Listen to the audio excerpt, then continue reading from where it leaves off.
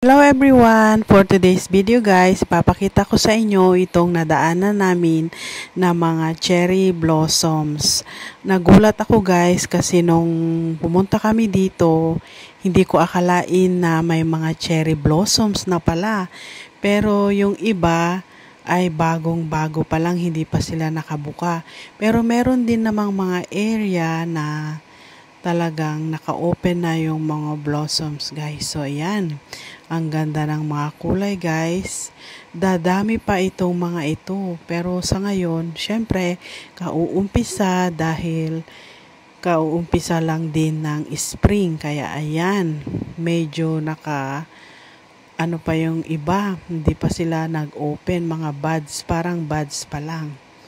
So ayan, kasama ko si Dylan. Ayan guys, ang puno ng cherry blossoms. Yung mga ito, tinanim lang yata nila nung last year. Kaya mabababa yung mga puno. Ayan, ang ganda-ganda guys. Pink na pink ang kulay. Doon naman sa ibang area, medyo white yung mga kulay nila. Ang ganda talagang tignan. Nakaka-good vibes talaga. Basta bulaklak sa akin guys. Favorite ko talaga yung mga yan.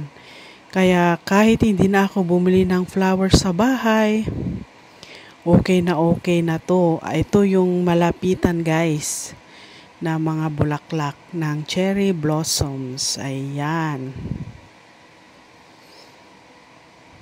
Nakakaaliw talaga.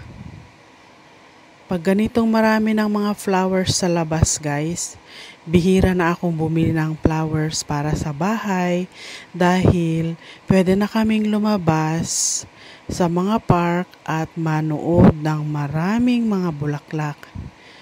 Ayan guys. Ang gaganda nila. At marami pang mga bulaklak ang ating makikita pagdating na mag-bloom silang lahat. Ito naman yung sa area na yung parang medyo white siya guys. Yung mga blossoms dito. Ayan.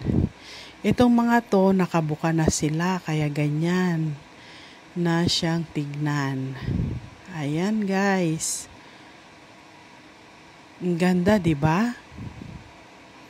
Buti nga meron ding cherry blossoms dito sa Toronto guys. Dati, hindi ko alam na meron pala. Buti na lang nag-start na rin sila na magtanim para maaliw din yung ibang tao na bibisita sa mga areas na may cherry blossoms. So ayan lang guys. Thank you so much for watching. And I will see you again on my next one. Thank you so much. Bye!